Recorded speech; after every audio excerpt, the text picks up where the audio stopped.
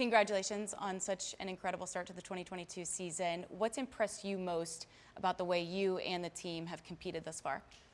I think just the way we came back after the last 2 years. The last 2 years have been extremely difficult for the team. We've been struggling a lot, obviously, and now to be back at fighting for the top is extremely difficult because all the teams are always pushing the limit from year to year, and to actually catch the top teams is very, very difficult. But the team has done an incredible job, and yeah, that's what impressed me most. I know it's a small sample size, but where do you feel like you've grown the most as a driver this season? Probably in managing a race from leading the race. It's a very particular exercise, and obviously I only won twice before this year, so coming there it was still quite new to me. But I think as a team we prepared ourselves very well to be in that position, and we managed the races much better once we are in the lead, as we've shown in the beginning of the season. So we need to keep going like this. What do you think you learned or took away from Imola? Just to be a bit more patient. Yeah, I was a bit too greedy. I saw an opportunity on that particular lap to finish second.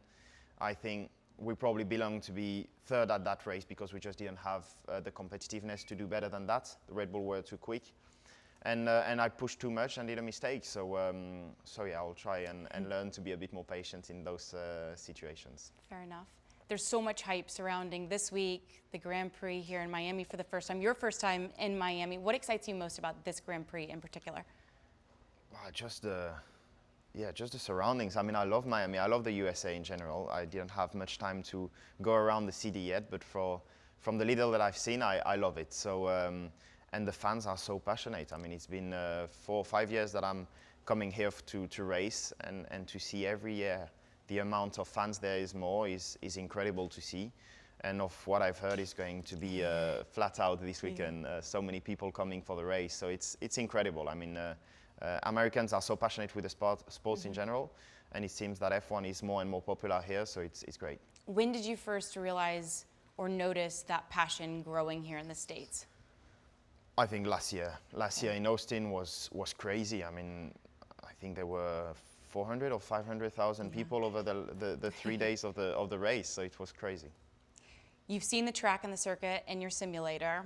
You know, what are you going to be focused on most when you hit the track on practice on Friday? Just to correlate these virtual data on the simulator with the real ones. I think this is always very important to see how close our simulator at home is with the real track, and how much we can use what we've learned on the simulator on the real track. So this will be very important in the free practices to know that, and then obviously do as many laps as possible because it's a new track. So for me to take my references and to be on top of the game for qualifying on Saturday. What was your initial reaction to the circuit? I love it. It's very different to what we are used to during the season. It's a city track. It's one of my favorites in Formula One. I always love the challenge of having the walls closed, and it's the case in Miami. So this will be exciting. The second sector also is very different to what we experienced during a season. Loads of corners in a very short distance. So yeah, it will be cool. What makes turns 11 through 16 so tricky? Just every corners follow, how do you say that in English? They're all very close to each other. So whenever you enter into a corner, you already need to think about the next one. And this for 5 or 6 corners straight, which makes it very, very difficult. And you also need to be so precise, because as soon as you are a bit missing the apex, then you are late for the other corner, and you are losing a lot of lap time. So yeah, it will be a big challenge for us drivers. You've got some upgrades coming. I saw you've got a new power unit. What can we expect from some of those upgrades this weekend, and then obviously in Barcelona coming up? I mean, power units won't affect the performance, or won't help the performance, because it's just a reliability upgrade. But then in terms of the car, we have other upgrades, small upgrades that should go in the right direction. Cannot give too much details away, but it should go in the right direction. What do you need to do to finish on the podium? I mean, we are targeting for the win. The podium is nice, but I think this year we can afford ourselves to think about the win, because we've got the car to do so. So I think to win, we'll have to make everything perfect. No mistakes, and do a good teamwork, and use these free practices to learn this new track as quickly as possible. When you're not in red, who on Ferrari's team has the best style? Who? Sylvie? Mattia? Not you? Mattia has the best style. Our team principal, I have to say that. Okay, glasses elevate the look, for Exactly. sure.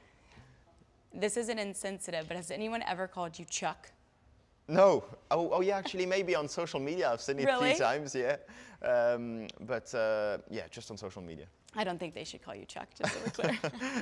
Best of luck. Thank you so much for the time. I appreciate it. Thanks for watching ESPN on YouTube. For live streaming sports and premium content, subscribe to ESPN+.